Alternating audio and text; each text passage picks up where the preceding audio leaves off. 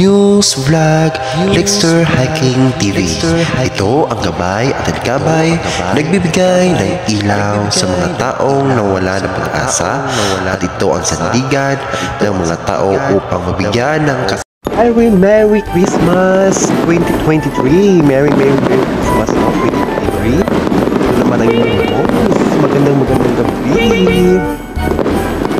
Magandang gabi, no? Sa inyong lahat. Ayan. Nandito naman tayo sa ating programa, Gabay at Alikabay. At ngayon, nagwi-wear naman tayo ng black. At saka, dito tayo ngayon. May necklace tayo na blue wallet. At saka, ayan, luminous. So, ayan. Ngayon, magandang gabi sa inyong lahat, mga kagabay, no? Maraming salamat sa ating mga supporter at sa ating mga viewers. Okay. Yan.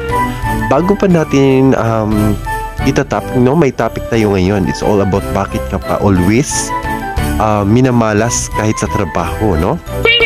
Yan. Bakit ba palagi kang minamalas sa trabaho? Palaging away-bati po kayo sa iyong relasyon, no? Bakit ganun po ang sitwasyon sa ating buhay? Bakit palagi po? Ayan, no? Ang ating topic ngayon. Pero bago pa natin mag-discuss tayo sa ating topic, muna tayo, no? Magpasalamat muna tayo sa ating mga supporter at ating mga silent viewers at sa ating sponsor. Ayan. Ayan. Nagpapasalamat ako always, no, ni Ate Bing Shai. Merry Christmas sa iyo, Ate Bing Shai. Ayan, maraming salamat.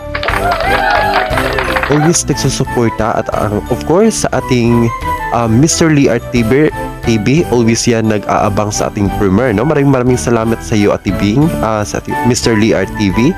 Always yan nag-aabang sa ating premiere. At sa si Kapiso Vlog, always din nag-comment at always din siyang nag-view sa ating premiere. Always yan nag-view sa ating mga videos. Maraming salamat sa walang sawang pag-support. Boy Pasiaw, ayan, always din sa Boy Pasiaw dyan, nag-support din sa atin si Boy Pasiaw.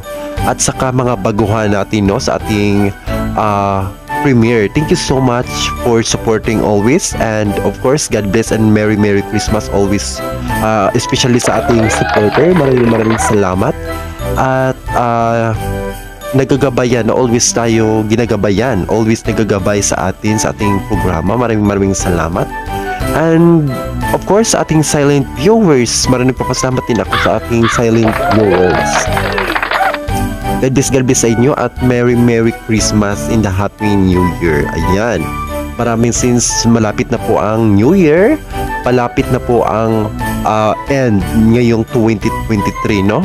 Sana po ay may New Year resolution na ba ang lahat? Okay, ayan, so ginagabayan natin yung mga taong nangangailangan. Ayan. So bago tayo mag-prayer, so magre-ritual muna tayo sa mga, ito po ang ritual na ito is sa mga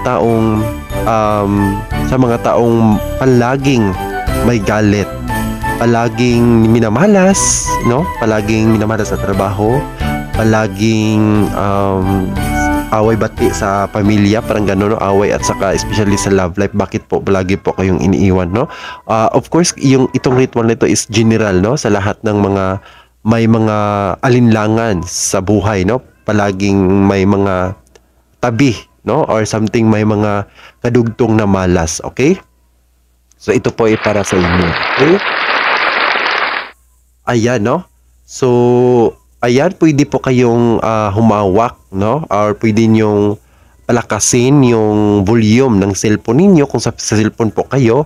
Or pwede din ninyo i-bluetooth, no? Parang ganun, okay? Pero kumuha po kayo ng isang basong tubig for releasing po ito, no? Or something na para mabigyan po kayo ng unang lunas sa ating ritual. Okay? So ito po ang gagawin ninyo. Kumuha po kayo ng isang basong tubig para mabigyan po kayo ng healing ngayong gabing ito. Okay?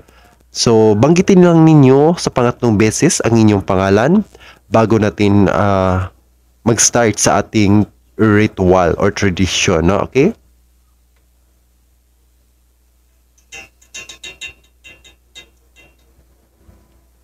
Okay, kung mayroon na po kayong basong tubig, ihanda ang inyong kamay, ilagay ang inyong kaliwang kamay sa isang basong tubig. Okay, banggitin sa pangatlong pangalan, banggitin sa pangatlong bisis yung pangalan, buong pangalan ninyo. Awila klaturum lihinas labis konsepta, ora pro nobis yung bibigos Santo Cristo, Hesus Cristo malcolm protection. Awila klaturum lihinas labis konsepta, ora pro nobis yung bibigos Santo Cristo, Hesus Cristo malcolm Matium Juanim. Sa mga taong may galit, proteksyon sa mga taong nangangailangan ng tulong. Bibigos Santo Cristo, Hesus Cristo malcolm Matium Juanim. Sa mga taong palaging minamalas, proteksyon, bibigos Santo Cristo, Hesus Cristo malcolm Matium Juanim. For abundance, sa mga taong palaging nawawalan or nauubusan, palaging may utang, palaging may galit sa pamilya, away bati, especially sa magkarelasyon, no? Proteksyon, bibigos Santo Cristo, Hesus Cristo malcolm Matium Juanim. Taong may mga inggit at galit sa kanilang buhay, iwasan o release. Awila klaturum lihinas labis konseptra protection. Bibigos Santo Cristo, Hesus Cristo malcolm Matium Juanim. Okay, ayan. Ayan no, so natapos na ang ating ritual. So ayan, so natapos na ating ritual at sa ating healing, ihipan pangatlong bisis ang inyong tubig at pwede niyo itong inumin, no? At ubusin niyo. Ayan. Mag-comment po kayo dyan sa comment section kung ito po ay mapait, kung ano pong lasa sa inyong tubig, pwede po kayong i-comment dyan para mabigyan natin ng reaksyon. Kung ano ang lasa, kung ano po ang na-feel ninyo sa tubig ninyo. Okay? So ayan. Ayan, so magpe-pray muna tayo bago tayo mag-proceed sa ating topic ngayong gabi. Okay. Ama na mo na kasmalangit, pagdaygo na imong ngalan, mabuot ka na mo ang imong gingharian, matuman ang imong pagbuot, dini sa yuta, maingon sa langit. Ang kalanuno sa matag adlaw, ihatag ka na mo karong adlawa. Ug pasayloa kami sa among mga sala, ingon man nga nagpasaylo kami sa mga nakasala kanamo. Ug dili mo kami itugot nga itugyan sa panulay hinunua, luwasa kami sa dautan. Amen. Lord, thank you so much for everything and thank you so much sa lahat ng binibigay ng biyaya sa iyo. Sana po, Lord, hindi mo kami pinabayaan sa lahat ng mga buong buhay namin ngayong papasok na 2024. Sana po ay lagi po kaming handa sa mga trahedya, sa mga dumating na mga pagsubok ngayong 2024. Alam naman namin, Panginoon, ang itong pagsubok nito ay may katapusan. Lord, sana po ay sa bawat isa namin proteksyonan mo kami, bigyan mo kami sa bawat isa namin ng mga guardian angel. Especially sa mga taong nangangailangan, sana po ay bigyan mo sila at panalanginan mo sila. Salamat sa gabay at ligabay sa aming programa na nakasunod sila sa akin. Maraming salamat sa aming sponsor at especially sa aming mga supporter. Sana po ay hindi mo sila bigyan ng rason na hindi po sila makapatuloy sa kanilang buhay at lalo na sa pagsuporta at sa pag-sponsor sa bawat isa at sa mga taong nangangailangan ng tulong. Sana po ay bigyan mo sila ng ×2 ng mga grasya at blessing sa kanila, sa bawat isa nila. Merry Christmas in the Happy New Year. God bless.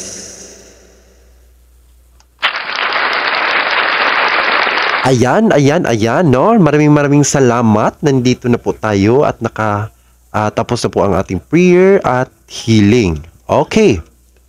Mga rason, ito po ay mga topic natin ngayon. Mga rason, bakit po, no? Bakit po tayo palaging may away, may galit? At bakit po tayo palaging minamala sa trabaho, no? Ayan. So, ayan po ang ating tatapikin ngayon. Bakit po talaga, no? Bakit po palaging may malas sa ating buhay?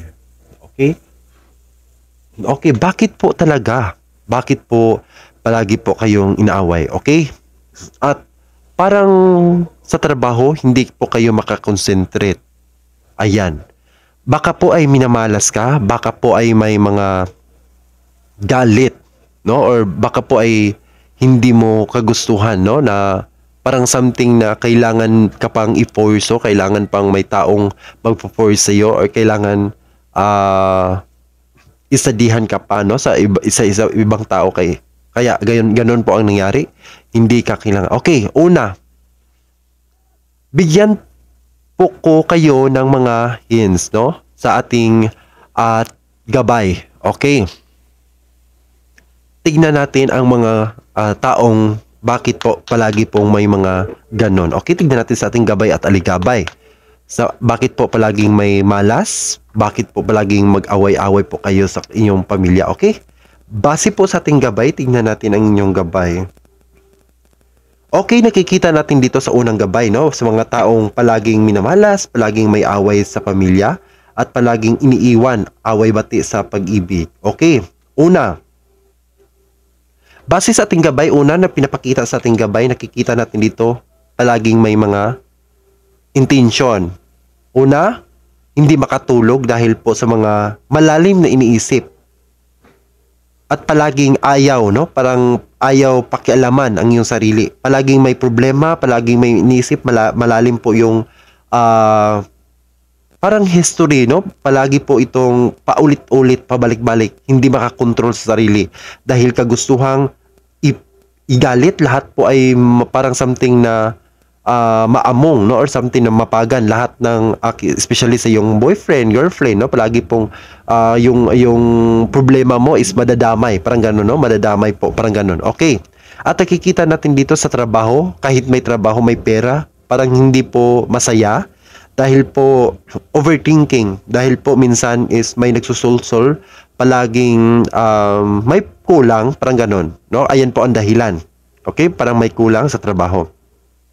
At nakikita natin dito kahit maganda po yung relasyon, maganda po yung samahan, walang problema sa babae o sa lalaki, pero dinadamay mo, no? Ayan. Nakikita natin dito maganda naman at kahit na nahimik po yung boyfriend mo, dinadamay mo, ginagawaan mo ng parang something na malas or ginagawaan mo ng storya para lang mabigyan mo siya ng something na response or parang may response or something na may galit, no? Binigyan mo lang siya ng pait kahit wala pong problema, pero ikaw po ang mismo nagbibigay sa kanya para ito ay maaway, magalit, at ayan po yung mga malas sa atin, no? Kaya po ayan po yung problema. Okay, pang-apat, nakikita natin dito may mga propesyon or may mga dahilan kung bakit po ay nag-work ka.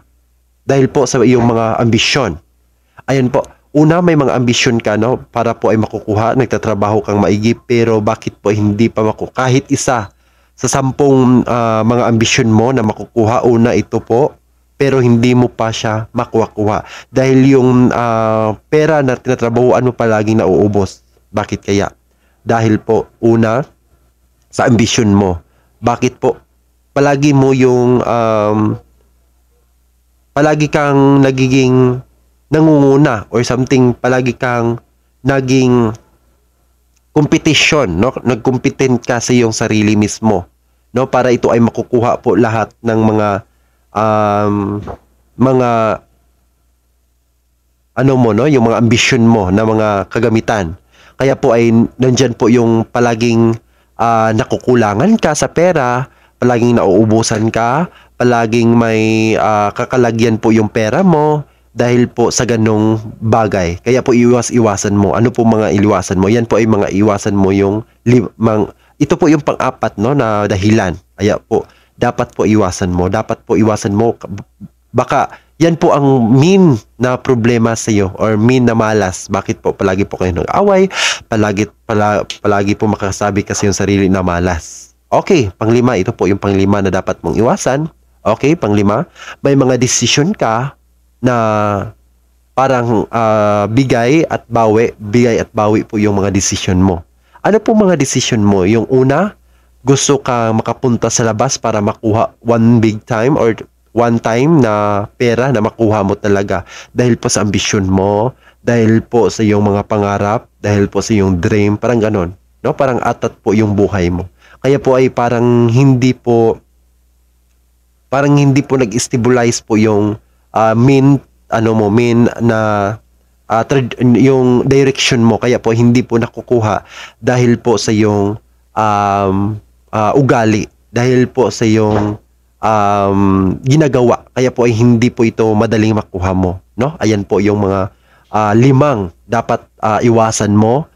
Una, no, balikan po natin yung una natin kung bakit po palagi pong away, bati po kayo, bakit po wala pong hustisya yung pagsasama ninyo, bakit po palaging may malas, no? Ayan po. Unang iwasan mo yung palagi mong iniisip talaga yung mabigat na problema.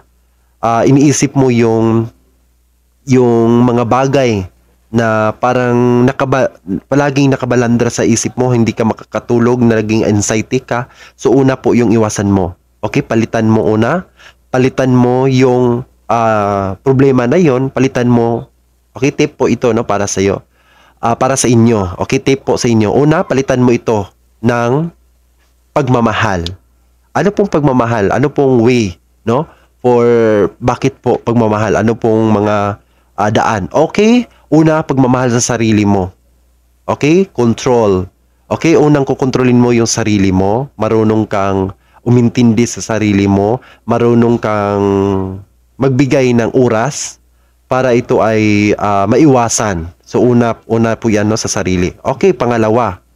Okay, pangalawang dahilan, nagtatrabaho ka pero hindi ka masaya kahit enough po yung minimum pay po yung minimum rates po yung trabaho mo o yung yung salary mo, pero hindi pa para sa iyo, hindi pa enough. Palagi kang nagagalit, palaging hindi ka masaya. Okay, mahalin mo yung trabaho mo, bigyan mo ng importansya.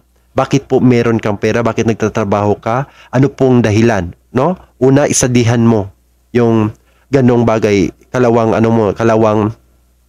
problema mo. So, instead na isipin mo yung matinding dahilan, yung mga balakid sa buhay mo, instead sa trabaho, dapat mahalin mo yung trabaho, dapat i-enjoy mo, dapat hindi ka po mag-isip ng mga negatibo. So, yan po yung pangalawang tips. Okay, pangatlo. Okay, sa pangatlong dahilan, yung jowa mo or yung husband mo or yung asawa mo na nahimik at walang kimi at bigyan mo siya ng balakid. Okay? Baguhin mo. Pagkatapos bumalik ka sa iyong bahay at palaging mainit yung ulo mo, okay? Kalma. Ikalmo yung buhay, yung problema na yon, at bigyan mo ng pagkakataon na is-sweet man lamang yung girlfriend mo, no? I-sweet mo yung girlfriend mo. I-change mo, pilitin mo yung sarili mo, kontrolin mo. At huwag ka pong mag-isip kahit ano pang mga negatibo, kahit ano pang mga balakid, problema, utang, bayarin, lahat-lahat. Control at mahalin mo. I-try mong kontrolin yung sarili mo. I-try mong bigyan ng magandang opportunity. Yan po ang start na gumagalaw na yung asawa mo at mag-start na po yung magandang intention, magandang samahan, at may tiwala ulit yung asawa mo at bigyan mo siya ng oras para ikaw naman ang bigyan ng pagkakataon. Diyan mo makikita kung ano po ba ang solusyon, kung ano po ba ang dahilan kung bakit ganito. Kaya po ay kapag ginagawa mo yan, pang-apat yung asawa mo, may matinding changes po sa buhay mo. Trust me. Kung ikaw po ay nanood, kung ikaw po ay naniwala sa akin, yes, talagang may changes po. Okay, panglima. Okay, ay pang-tatlo. Okay, sa pangatlo. Pang-apat pala ito, pang-apat.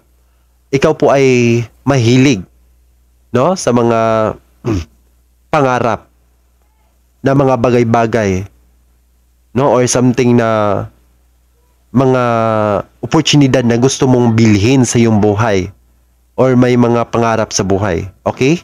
Isa-isahin mo, wag lahat. Huwag mong ipurso yung sarili mo, magtatrabaho po ako ng ganito, sana dapat makuha ko po ito, dapat ganito, dapat ganito. Okay, wag. Proper etiquette, no? O gamitan mo ng isa lang po sa 4 na gusto mo or 5 na mga pangarap mo, na mga gusto mong mabili sa iyong buhay. Okay, ganito ang gagawin mo. Focus ka lang po sa trabaho at focus ka sa isang bagay. Huwag mo munang isipin yung mga bagay na gusto mong mabili, gusto mong makuha. Mag-focus ka muna sa isa. While yan na-focus mo ng isa, nabili mo ng isa, okay, yan po. Bigyan mo ng halaga. Masaya ka dapat dyan. Bigyan mo ng opportunity or importansya yung nabili mo at pahalagahan mo. Pagkatapos, meron ka namang tawag nito, meron ka namang naiipon at sobra-sobra na po yung pera mo. Diyan ka na po mag-move. Mag-move ka na po ng mag-isip ka na pong pinakamaganda or something na maluwag na, no? Or maluwag na, may pera ka na, may something na naiipon ka na. Isipin mo na yung pangalawang choices. Pwede ka nang mag-move or something na palakihin pa yung pera mo. No? Parang ganon.